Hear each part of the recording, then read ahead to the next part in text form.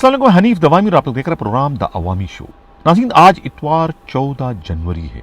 आज के प्रोग्राम में हम सबसे पहले बात करेंगे सिंध पुलिस के उन दो बहुत बड़े अफसरों से मुतालिक जिनमें पिछले चंद माह से शदीद तरीन सर जंग चली आ रही है। इस जंग की नौयत क्या है और इसमें कौन सही है और कौन गलत है। इन दोनों अफसरों के इस जंग को जो है वो हम दरख्शां थाने के हेड मुहर्रर मलक अरशद की मुअत्तली की कार्रवाई के तनाज़र में देखने और उसे समझने की कोशिश करेंगे। जब मैं खुद हेड मुहर्रर मलक अरशद की मुअत्तली की अंदरूनी कहानी बयान करूंगा तो नाज़रीन आप समझ जाएंगे कि इस मुअत्तली में जो है किस बड़े अफसर ने किस तरीके से अपने इख्तियारात का नाजायज़ इस्तेमाल किया। इसी तरीके से खुद गडाप के SHO माजिद अलवी के खिलाफ जो इस वक्त एक इंक्वायरी, एक ढकोसला इंक्वायरी जो इस वक्त करवाई जा रही है, उसमें भी जो है उस इंक्वायरी के तनाज़र में भी जो है इन दो बड़े अफसरों की जंग के असल हकाइक जो है वो आप समझने में आप लोगों को आसानी होगी।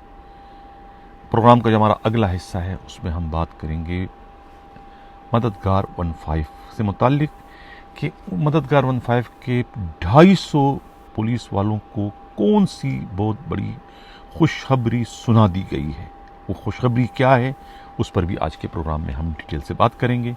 प्रोग्राम के आखिर में फिर हम बात करेंगे CIA पर के CIA जो है एक बार फिर माजी की CIA की तरह से मकतल का बन चुकी है, जहां जीते जागते लोगों को ले जाया जाता है और उसके बाद वहां से उनकी लाशें जो है बाहर फेंकवा दी जाती है। एक लाश इसी तरीके से बाहर फेंकवाई गई और जब लोगों की नज़रों में वो आ गए कि इसे तो पुलिस वाले ले गए, तो इस तरीके से CIA के उन कातिल पुलिस वालों के खिलाफ मुकदमा दर्ज कर दिया गया। ये तो एक लाश पकड़ी गई है, ना जाने कितनी और लाशें जो हैं ये इसी तरीके से फेंकते हैं और उनकी शनाख्त नहीं होती और इस तरीके से इनका भयानक जुर्म जो है वो छुप जाता है।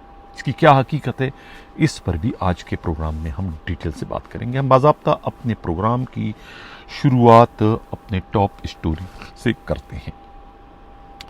कराची से हमारे नुमाइंदा खसूसी अमराज़ अली ने जो रिपोर्ट भिजवाई है सिंध पुलिस के दो बहुत बड़े अफसरों से मुतालिक, जिनमें इस वक्त एक सर जंग चल रही है जो कि अब अपने आखिरी मरहले में दाखिल हो चुकी है, यानी कि फैसला कुन मोड़ पर जो है वो जंग पहुंच चुकी है। पिछले कई प्रोग्रामों में मैं ये शद्वमत से कहता चला आ रहा हूं कि ये जो है वो एक मयान में दो तलवारों वाली पोजीशन इस वक्त बन चुकी है खुद सिंध पुलिस के सरबरा और कोतवाली शहर में, कि अब इनमें से किसी एक का जाना जो है वो यकीनी हो चुका है, क्योंकि दोनों का अब एक साथ चलना जो है हमें मुमकिन दिखाई नहीं दे रहा है।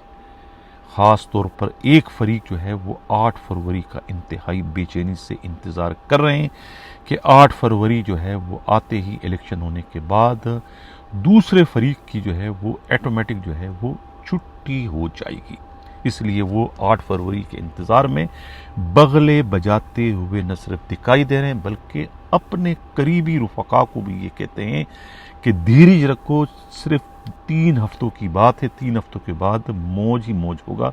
फिर ना उन्हें कोई रोकने वाला होगा, ना कोई टोकने वाला होगा, ना कोई आयार होगी, ना कोई डांट डपट होगी। फिर हम होंगे और हमारे महफिल होंगी, हमारी मौज मेले होंगे।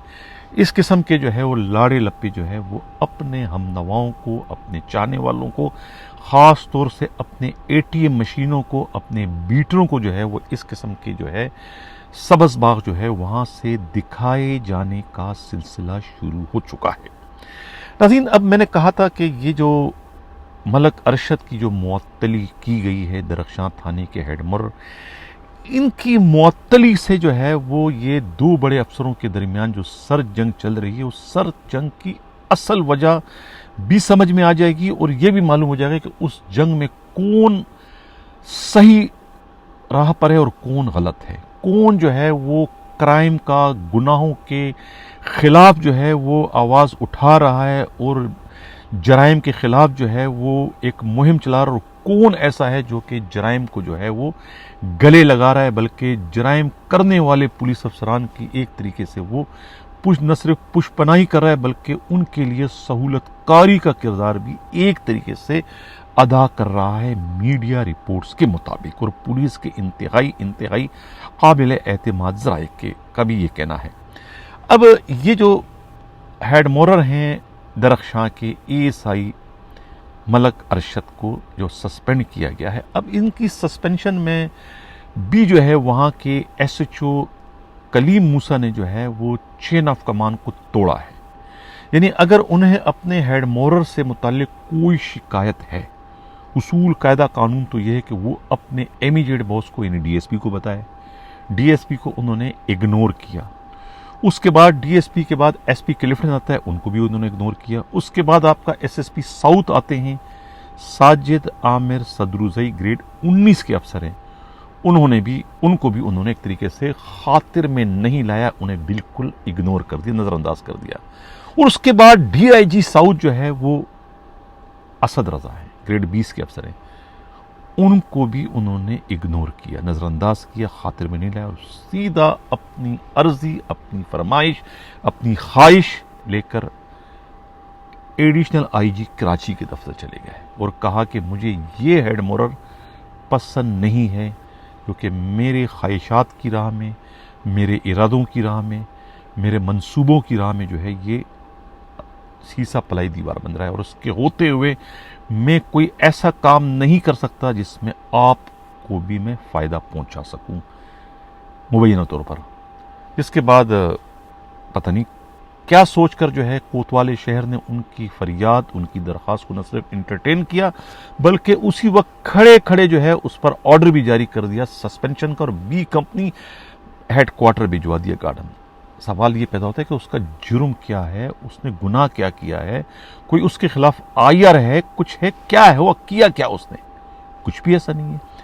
अब जो इंक्वायरी हुई, हमारी जो रिपोर्टर ने, नुमाइंदे ने जो रिपोर्ट भिजवाई है, उनका ये कहना है कि असल मामला ये है कि 4 दिसंबर को जो है एक आईआर भिजवाई थी खुद स्पेशल ब्रांच की जानिब से। उसमें जो है खुद एसएचओ का नाम था कलीम मूसा का कि ये गेस्ट हाउस चलाते हैं। गेस्ट हाउस जो है वो रंडी खाने हैं, फाशी के अड्डे हैं, बदी के अड्डे हैं, वो चलवा रहे हैं एसएचओ, उनके साथ एक सब इंस्पेक्टर शुएब, जिसकी पोस्टिंग यहाँ पर नहीं है साउथ में।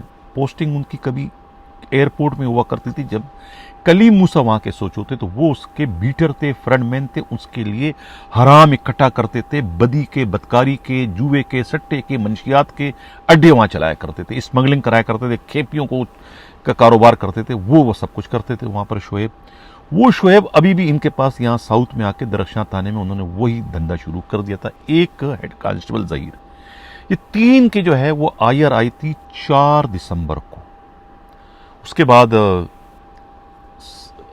सब इंस्पेक्टर शुएब का आना जाना था थाने में। इस हेड मोरर का गुनाह, हेड मोरर का जुर्म यह था कि उन्होंने जो है वो अपने एसएचओ के आगे हाथ जोड़े कि अब तो आईआर आ चुकी है, खुदा के वास्ते इस शुएब से कहो कि वो थाने आना छोड़ दें। वो कभी आपके कमरे में बैठता है, कभी मेरे पास बैठता है, कभी यहाँ बैठता है, उसकी पोस्टिंग नहीं है और उसके खिलाफ आईआर आ चुकी है, और वो पूरे इलाके में जो है वो बदकारी के अड्डे, मसाज सेंटर, जुए सट्टे और गेस्ट हाउस और गैर मुल्की शराब का कारोबार वो करवाता है अपनी निगरानी में। तो उनको आप भगा दो, वरना हम सब जो है उस आईआर के जद में आ जाएंगे। गर्चे उस आईआर में उस हेड मोहर्रर का नाम नहीं था। हालांकि बात तो उन्होंने अच्छी की थी, लेकिन वो बात जाहिर है कि एसएचओ के ख्वाहिशात के, उनके इरादों के राह में एक दीवार थी, उनको बुरा लगा और उन्होंने बड़ा सा बुरा सा मुंह बनाया कि उन्होंने इतनी जुर्रत हिम्मत कैसे कर दी मेरे सामने, मेरे ही सब इंस्पेक्टर, मेरे ही पालतू, मेरे ही एक अच्छे लाडले के खिलाफ इतनी बड़ी बात कर दी। वो उन्होंने उस वक्त बुरा मुंह बनाया और उसको कहा अपने काम से काम रखो, ये तुम्हारा मसला नहीं, मैं एसएचओ, मैं जानू, मेरा काम जाने, ये कह के उन्होंने एक तरीके से उन्हें शराब कॉल दे दी। जिसके बाद हेड मोरर को ये एहसास हुआ कि भाई ये तो अब यहाँ रहना उनके लिए मुश्किल है, क्योंकि एसएचओ जो है वो अपनी हरकतों से बाज नहीं आ रहे हैं। शुएब सब कुछ कर रहा है और आईआर आ चुकी है, लेकिन उसके बावजूद भी वो दंदनाते फिर रहे हैं और कारोबार बंद करने का नाम नहीं ले रहे। जिसके बाद जो है उन्होंने एक एप्लीकेशन दे दी, स्क्रीन पर आप नाज़रीन देख रहे हैं, छुट्टी की दरख्वास्त दे दी कि मैं छुट्टी पर जाना चाहता हूँ। वो छुट्टी की दरख्वास्त जो है वो एसएचओ ने अपने डाक में 4-5 दिन तक उसे दबा के रखी और उसके बाद उन्होंने वो ये कहकर इन्हें वापस कर दी कि भाई आप खामखा नाराज़ हो गए, मैं आपका एसएचओ हूँ, गलती हो गई मुझसे, मैं ऐसी बात नहीं है, आप रहें, आप पढ़े लिखे एडमरर और मुझे एक पढ़े लिखे हेडमरर की ज़रूरत है, आप रहें, इंशाल्लाह आप जैसा कहोगे हम वैसा करेंगे, शोएब को भगा दूंगा, ना शोएब भी नज़र नहीं आएगा और ज़हीर भी नज़र नहीं आएगा। इस तरह कह के उन्होंने बोल बच्चन से जो है उस हेडमोरर को जानने से रोक दिया, क्योंकि उनके खिलाफ इंक्वायरी जो है वो एडिशनल आईजी कराची के हुक्म पर जो है वो दे दी गई थी किमाड़ी टाउन के एसएसपी राव आरिफ असलम को। अब वो सिर्फ अपनी उस इंक्वायरी की रिपोर्ट का इंतजार कर रहे थे। उस वक्त तक उन्होंने जो है इस हेडमोरर को बर्दाश्त किया कि जब तक वो इंक्वायरी की रिपोर्ट उनके हक में नहीं आती उस वक्त तक वो उस हेडमोरर के खिलाफ कोई कार्रवाई करना नहीं चाहते थे, वरना वो तो दिल पर जबर करके जो है वो उन्हें एक तरीके से बर्दाश्त कर रहे थे। लेकिन अभी 2 दिन पहले जैसे ही उनके पास इंक्वायरी रिपोर्ट आ गई, उस इंक्वायरी रिपोर्ट में उन्हें एसएसपी ने क्लीन चिट दे दी कि ठीक है, पहले वो गुनाह या जुर्म चल रहे थे, अब वो जुर्म नहीं है, तो लिहाजा आइंदा ये जुर्म ना चलने चाहिए। और उन्होंने कोई ऐसी रिमार्क्स जो है वो ना तो एसएचओ के खिलाफ लिखे, ना उस शोएब के खिलाफ और ना ही उस ज़हीर के खिलाफ, हालांकि ज़हीर पहले ही एक और इंक्वायरी में उन्हीं एसएसपी के हाथों डिसमिस फ्रॉम सर्विस हो चुके हैं। तो लिहाजा इस इंक्वायरी में उन्होंने एक तरीके से क्लीन चिट दे दी खुद एसएचओ दरख्शां को।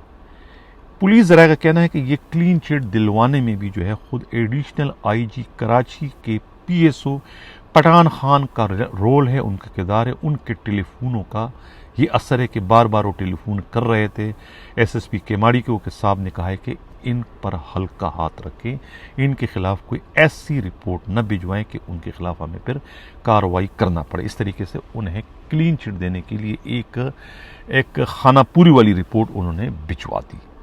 अब जैसी रिपोर्ट उनके पास आती है उसके बाद जो है वो गुस्से में जो है वो फौरन आते हैं एडिशनल आईजी कराची के पास और कहते हैं कि इस हेडमोरर मलक अरशद को अब आप सस्पेंड करके बी कंपनी भिजवा दे, ताकि जो मामलात वहाँ मुअत्तल हो चुके थे वो मामलात हम दोबारा उसी आप मुताब के साथ शुरू करवा दें। इसके बाद जो है वो उन्हें मुअत्तल कर दिया गया। मुअत्तली के बाद जो है उस हेडमोरर ने भी जो है, जो कि कानूनदान है, कानून को समझते हैं, उन्हें मालूम है कि उन्हें मुअत्तल करने में एडिशनल आईजी कराची ने अपने इख्तियारात का मिस यूज़ किया है। उन्होंने रोजनामचे में एक लंबी चौड़ी एंट्री कर दी। इस वक्त आप स्क्रीन पर ये उनकी एंट्री देख रहे हैं, जिसमें उन्होंने तमाम तरह वाक़यात, हालात का जिक्र किया कि ये उनकी मुअत्तली की असल वजह क्या है। मैं पहले प्रोग्राम में कह चुका हूँ कि ये मुअत्तली जो है खुद एसएचओ दरख्शां ने जो है वो अपने तमाम बिग बॉस, इमीडिएट बॉस को जो है वो इग्नोर किया, उन्हें बाईपास किया, जिस पर डीआईजी साउथ असद रज़ा का, एसएसपी साउथ खुद जो है अपना साजिद आमिर सदुज़ई का, एसपी क्लिफ्टन का, अब्दुर्रहमान का और डीएसपी क्लिफ्टन जो है काशिफ अजीज़, इन तमाम की जो है वो नाराज़गी जो है वो अपनी जगह पर वैलिड है, अपनी जगह पर दुरुस्त है। उनका नाला होना बनता है कि उन्हें आखिर उनका एक मामूली एसएचओ जो है वो खातिर में नहीं ला रहा, बल्कि अपने आप को एक तरीके से पीएसपी अफसर ही समझता है, यानी हमें घास ही नहीं डालता। और डायरेक्ट जो है वो उन्होंने एडिशनल आईजी कराची से उस हेडमोरर को सस्पेंड कर दिया। जब सब कुछ एडिशनल आईजी कराची नहीं करना है तो फिर ये बाकी इतनी लंबी चौड़ी चेन को रखने की जरूरत क्या है? एसएसपी साउथ को फिर क्यों रखा गया है? एडीएसपी को क्यों रखा गया है? एसपी क्लिफ्टन की क्या जरूरत है? और खुद डीआईजी साउथ की क्या जरूरत है? यानी ये सोचने वाली बात है खुद एडिशनल आईजी कराची के लिए। इससे कतई ताल्लुक है वो एडिशनल आईजी कराची के पैनल पर है, वो एडिशनल आईजी कराची के गुड बुक में है। एडिशनल आईजी कराची उन्हें चाहते हैं, वो एडिशनल कराची के लिए सब कुछ कर रहे हैं। तो इसका मतलब ये तो नहीं कि बाकी जितने भी नीचे का जो आपका स्टाफ है, जो नीचे जो चेन है, उन्हें वो खातिर में ही ना ले। डिसिप्लिन फोर्स है, इस तरह के इकदाम जो है वो डिसिप्लिन फोर्स का शीराजा बिखेरने के लिए काफ़ी है। मैं तवज्जो चाहूँगा काबिल एहतराम आईजी रिफत मुख्तार राजा साहब, आप इंटरवीन करें इस किस्म के मामलात में। अब इसी से मिलता जुलता दूसरा वाकया जो है वो गडाप का है।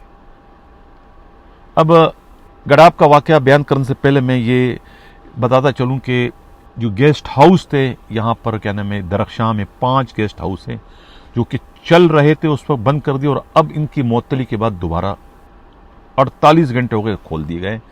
कहते हैं कि मुबैनी तौर पर 10 लाख रुपया बयाना लेकर जो है 5 गेस्ट हाउस खुलवा दिए गए, जिसमें मास्टर रियाज के भी है, शाहबाज के भी है और कुछ और लोगों के भी गेस्ट हाउस हैं जो कि इस वक्त चल रहे हैं। ये कहना है खुद पुलिस के काबिल एतमाद ज़राए का। इस तरीके से जो है वो कुछ शराब जो लोग बेचते हैं उनके बारे में भी कुछ बताऊं कि शराब बेचने वाले कौन हैं। ये शराब बेचने वाले हैं, ये नाम मैं बताता चलूं कि एक तो सोनू कुमार है, इनका फ़ोन नंबर जो है वो 0333 है, 203664 है। ये बदर कमर्शियल में बेचते हैं दरख्शां थाने के इलाके में। इसी तरीके से दूसरा जो है ये करतार हैं, इनका मोबाइल नंबर जो है 0300 है, 3403355 है। ये मुस्लिम कमर्शियल एरिया में है, ये भी फेस 5 में है, ये शराब बेचते हैं गैर मुल्की। इस तरीके से आसिफ है, ये भी बदर कमर्शियल में शराब बेचते हैं। इस तरीके से वकार है, ये खयाबान, ये खड़ा मार्केट में बेचते हैं गैर मुल्की शराब। इस तरीके से अज़हर इकबाल हैं, ये भी शराब बेचते हैं। इस तरीके से जो है ख़ुद अमेश कुमार है, वो शराब बेचते हैं। याकूब शराब बेचते हैं, विक्की शराब बेचता है। ये कितने हैं, नन लाल शराब बेचता है, बाला बेचता है, प्रदीप बेचता है, अमीनश बेचता है, नरीश बेचता है, सुल्तान बेचता है। ये कितने 10, 12, 15 लोग जो है ये गैर मुल्की शराब बेचते हैं। कितने की सिर्फ गैर मुल्की शराब की जो है योमिया जो है वो दरख्शां पुलिस को 25 से 50 हज़ार रुपया भत्ता सिर्फ वहां से आता है, सिर्फ गैर मुल्की शराब का। और योमिया ये सब IR में था, वो अब सब कुछ चल रहा है, लेकिन केमाड़ी टाउन के SSP को चूंकि टेलीफोन आ चुके थे KPO से, लिहाजा उनको इन्हें क्लियर करना ज़रूरी था, उन्होंने क्लियर कर दिया। अब दोबारा वो मौज मेला चल रहा है, अब दोबारा IR आएगा तो देखा जाएगा। ये है 2 बड़ों की जंग की अंदरूनी कहानी। IG साहब ऑर्गेनाइज जराइम के अड्डों के खात्मे का अज़म कर चुके हैं, लेकिन अब जब इतने बड़े बड़े अफसरान उनके राह में दीवार बनेंगे तो फिर ये मुहिम कैसे कामयाब हो सकती है। ये मुहिम कामयाब करवाना जो है फिर दीवाने का ख्वाब तो है, लेकिन ये कभी भी हकीकत का रूप इख्तियार नहीं कर सकता। अब मैंने कहा इसी से जुड़ी हुई इंक्वायरी जो है वो खुद गडाप थाने के SHO माजिद अलवी और काटोर के जो चौकी इंचार्ज है हबीबुल्ला कलोड़ की जो इंक्वायरी है वो बिल्कुल इससे मिलती थी। वो इंक्वायरी दे दिए, हालांकि IR आ चुका है। IR जब आ चुका है तो आप उसको सस्पेंड करें। इसी तरीके से दरख्शां वाले को आपको सस्पेंड कर देना चाहिए। आपने 200 दूसरे जो 150 पुलिस वालों को आपने सस्पेंड किया IR पर, तो वो क्या यतीम थे, उनके कोई वाली वारिस नहीं थे, उनको आपने सस्पेंड करके B कंपनी भेज दिया। और यहाँ इसको आपने क्यों नहीं सस्पेंड किया? दरख्शां थाने के SHO को नहीं किया और आपने उसको नहीं किया। अब जिसको आपने सस्पेंड करना था तो आपने अरशद मलिक एडमन को सस्पेंड करके B कंपनी भेज दिया कि उनका जुर्म यह था कि उन्होंने कहा कि शोएब को नहीं आना चाहिए जो कि ये सब कुछ करवा रहा है, कारोबार करा रहा है, क्योंकि वो SHO का लाडला था, उनके आंख का तारा था, तो लिहाजा वो SHO ने उसका बदला ले लिया और एडमोरल को सस्पेंड करवा दिया। ये तो सोचने वाली बात है एडिशनल IG कराची के लिए कि उनके 2 पैमाने हैं, 2 कानून है उनके, कि अपनों को यानी दूसरों को यानी कि अपनों पर करम और दूसरों पर क्या नाम है दूसरों पर जो है वो आप जुल्म और ज्यादती। ये तो कोई इंसाफ नहीं हुआ। यानी कि आप दूसरों को तो IR आ गए तो आप उनको सस्पेंड करके भेज दिए B कंपनी में। IR तो आया क्या नाम है कलीम इमाम के खिलाफ भी आया हुआ है, क्या नाम है ये मूसा कलीम के खिलाफ भी आया हुआ है, SHO जो है दरख्शां के माजिद अलवी के खिलाफ भी आया। इनकी भी आपने इंक्वायरी करा के आपने क्लीन चिट दिलवा दी इसको। अब उनकी इंक्वायरी आपने दे दी क्या नाम है ASP क्लिफ्टन को। अब ASP क्लिफ्टन कितना पन्ने खान होगा, वो कितना दलेर होगा, कितना बहादुर होगा। अगर एडिशनल IG के दफ्तर से फोन आता है कि भाई इन्हें आप क्लीन चिट देते हो, तो क्या वो उनके खिलाफ लिखने की जरूरत या हिम्मत कर सकता है? IG साहब वो नहीं कर सकता है। उन्होंने अपनी ACR लिखवानी है, उन्होंने अपनी पोस्टिंग बचानी है, अपनी पोस्टिंग लेनी है, अपने कैरियर की उन्होंने अपनी शुरुआत की है। वो कैसे टक्कर दे सकता है एडिशनल IG कराची के लाडले के खिलाफ को 2-4 हरूफ लिखकर कि वो सस्पेंड हो जाए और उसको बी कंपनी में, कभी भी इस किस्म की गलती नहीं करेगा। यही वजह है कि वो इंक्वायरी उनको दे के उन्हें वो इंक्वायरी के प्रोसेस से गुजार कर उन्हें क्लीन चिट दिलवानी है। वो पेट्रोल चोरी करवा रहा, मैंने अगले प्रोग्राम में कहा था कि वो 1 करोड़ रोज से कमाते हैं। अब इतला मिली कि भाई ये आधे घंटे में एक पूरा ऑयल टैंकर भर जाता है, आधे घंटे में। और एक ऑयल टैंकर जो है तकरीबन कहते हैं इस वक्त जो है उसमें 80 लाख का जो है पेट्रोल आता है।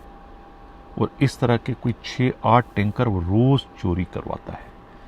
तो अंदाजा लगाएं कि 1 करोड़ नहीं, ये तो 4-5 करोड़ की रोज की गेम है। तो ये 4-5 करोड़ अकेला एसएचओ तो नहीं खा सकता है। एसएचओ में इतनी जरूरत तो नहीं है। उस 4-5 करोड़ का तो बेचारे को 10% भी मिले तो बहुत बड़ी बात है। ये कौन लेता है? वही लेता है जो सपोर्ट कर रहा है, वही लेता है जो उसके पीछे इस वक्त खड़ा है, वही लेता है जो उनकी इंक्वायरियां करवाता है, वही लेता है जो आईआर पर भी उनको सस्पेंड नहीं करता है, वही ले रहा है जो कि उनके इस इंक्वायरी के प्रोसेस को क्लीन चिट दिलवाता है, जिस तरह कली मूसा को दिलवा दिया। आईजी साहब, ठंडे दिल से सोचें आप कि आपकी जंग का क्या नतीजा निकलेगा, आपके ऑर्डर का क्या निकलेगा। लावारिस, जिनका वाली वारिस नहीं है, जो कमज़ोर हैं, जो बेबस हैं, जो यतीम हैं, वो तो सस्पेंड हो रहे हैं, वो बी कंपनी जा रहे हैं। जिनके बाप जिंदा हैं वो नहीं जा रहे हैं। वो आपके आईआर को भी कदमों की ठोकर बना रहे हैं, इंक्वायरियों के जद में अपने आप को प्रोसेस से गुजार के अपने आप को बचा रहे हैं। ये है लम्हा फिक्रिया, इस पर गौर करने की ज़रूरत है और जो असल कसूरवार है उनके खिलाफ कार्रवाई करने की ज़रूरत है। अब हम चलते हैं प्रोग्राम का हमारा जो अगला हिस्सा है वो 15 के 2500 मुलाजमीन के लिए खुशखबरी। क्या खुशखबरी है?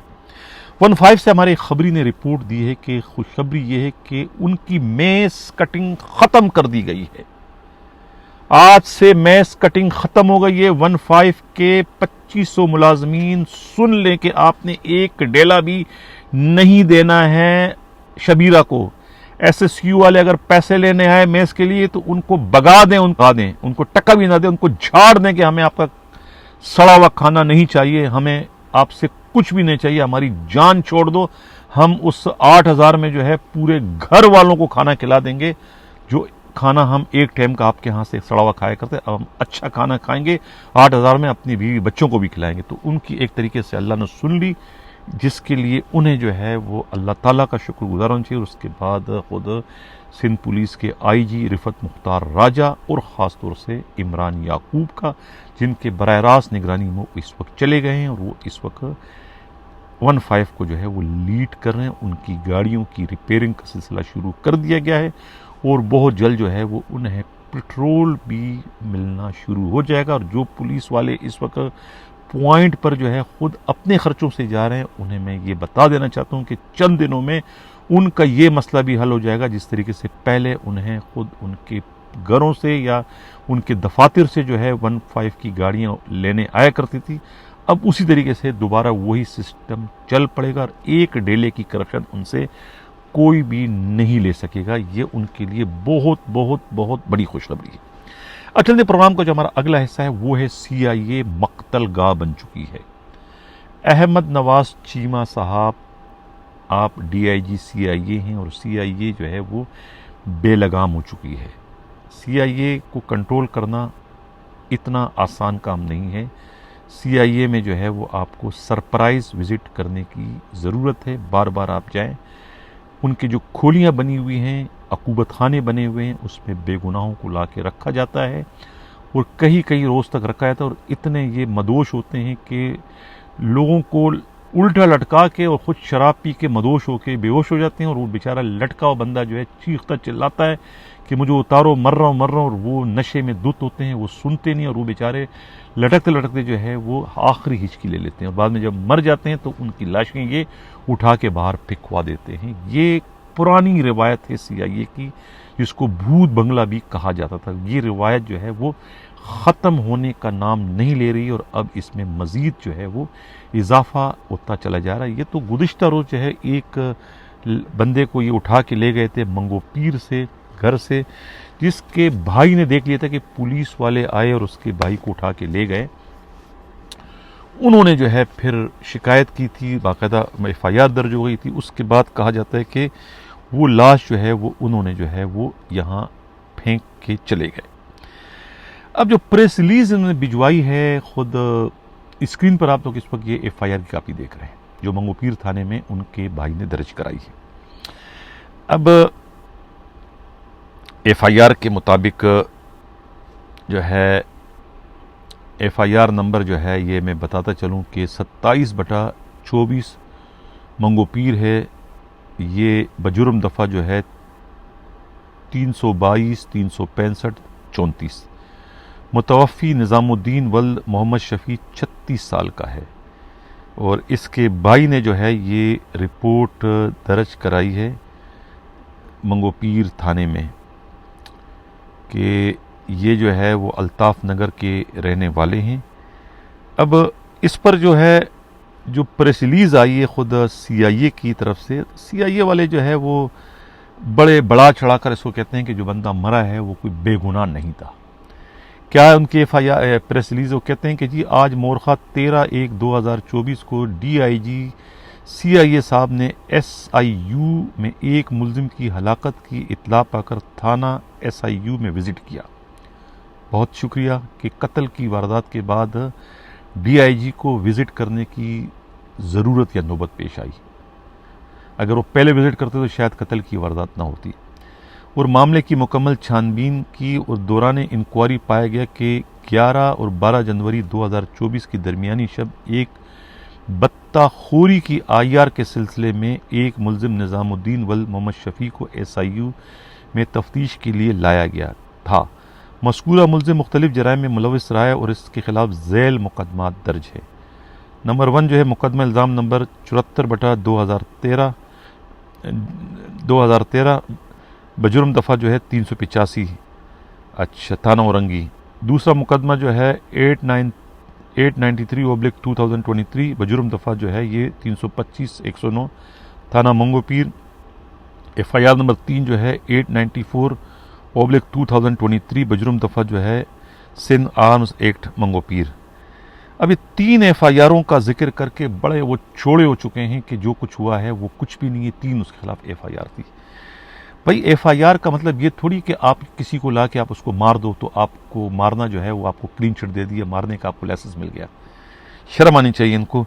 दौरान तफ्तीश मुलज़िम निज़ामुद्दीन मोहम्मद शफ़ी बवक्त सुबह जो है वो तकरीबन 5 बजे हलाक हो गया, जिसको तफ्तीशी टीम ने इसके रिहायशी इलाके मंगोपीर में खाली प्लाट में छोड़ आए, जिसका मुकदमा जो है फिर थाना दर्ज हो गया। उसमें साबिक ASI साजिद और PC शादाब को गिरफ्तार कर लिया गया है, जबकि ASI अकील और एक प्राइवेट शख्स की गिरफ्तारी के लिए छापे मारे जा रहे हैं। SIO की दीगर अफसरान की गलत लापरवाही से मुतालिक महकमाना कार्रवाई के लिए सिफारिशात भिजवाई जा रही है। जनाब DIG साहब CIA ने मजीद कहा है कि CIA यूनिट पुलिस में किसी किस्म की मुजराना गफलत में मुलव्वस पुलिस अफसरान एहलकारों की कोई जगह नहीं। CIA पुलिस इंतहाई जानफशानी से अपनी पेशवाराना जिम्मेवारियाँ निभा रही है और निभाती रहेगी। आफरीन है, आफरीन है, आफरीन है DIG साहब। इसको अगर आप कहते हो कि ये बहुत ही फर्शनासी से अपने फ़राइज़ सर अंजाम दे रही है, लोगों को कत्ल कर रही है, तो इसको अगर आप फ़र्ज कहते हो तो मैं तो इन्ना लिल्लाहि व इन्ना इलैहि राजिऊन ही अगर पढ़ लूँ तो गलत नहीं होगा आपकी CIA पर। ये तो एक वाक़या जो है ये हमारे सामने आया है CIA का कि एक बंदे की जो है वो डेड बॉडी मिली है, वो भी उनके घर वालों ने जो है FIR दर्ज कराई, तो ये सारी चीज़ें सामने आई है। DIG साहब आपको पता है कि वहाँ का SHO कौन है? अतीक शाह है वहाँ के SHO SIU के। और आपको मालूम है कि अतीक शाह कौन है? अतीक शाह इतने बाअसर है कि वो आपको भी खड़े खड़े जो है ट्रांसफ़र करा सकते हैं, क्योंकि वो कोतवाले शहर के मंजूर नज़र हैं।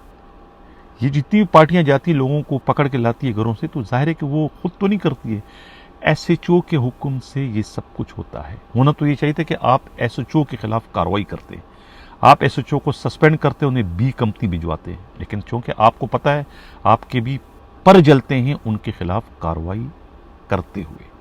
अब आपने प्रेस रिलीज में जो है वो मरने वाले के तमाम जराइम आपने पहले बयान कर दिए, वो तो ये था, वो तो ये था, वो तो ये था, वो था।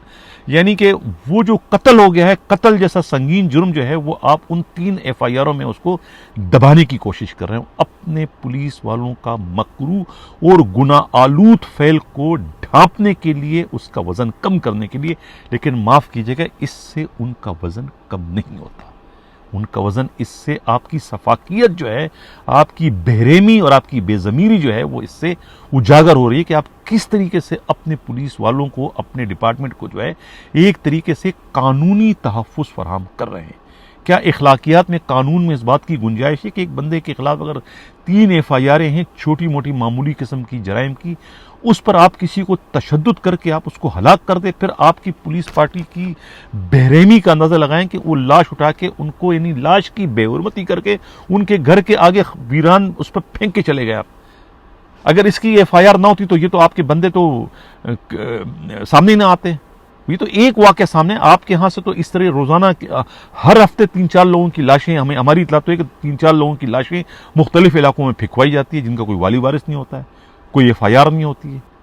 आपको भी तौफीक तब हुई जब एक बंदा कत्ल हुआ, एक इंसानी जान ज़ाया हुई, तो अहमद नवाज चीमा साहब आपको एहसास हुआ और आपने जाके विजिट किया। अगर काश के आप इस तरह के सरप्राइज विजिट करते रहें या किसी से करवाते रहें तो इस किस्म का गुनाह जो है वो आपके ज़ेरे साया CIA सेंटर में नहीं हो सकेगा। लेकिन जाहिर है कि मैं पहले कह चुका हूँ कि वहाँ जो SHO है वो आपसे ज़्यादा बाइख्तियार है, आपसे ज़्यादा बाअसर है, वो फूंक मारकर आपको उड़ा सकता है। लिहाजा आप उनके खिलाफ क्या कार्रवाई करेंगे? आपने भी एक रस्मी कार्रवाई की, मीडिया का पेट भरने के लिए, मीडिया का मुंह बंद करने के लिए, अपने पता नहीं किस किस्म के आप लोग अफसरान हो, किस तरीके से आप लोगों को रातों को नींद आती है कि आपके पुलिस वाले दूसरों के कत्ल कर देते हैं और आप उनकी फिर वकालत करने के लिए आ जाते हो, उनको तहफ़्फ़ुज़ देने के लिए।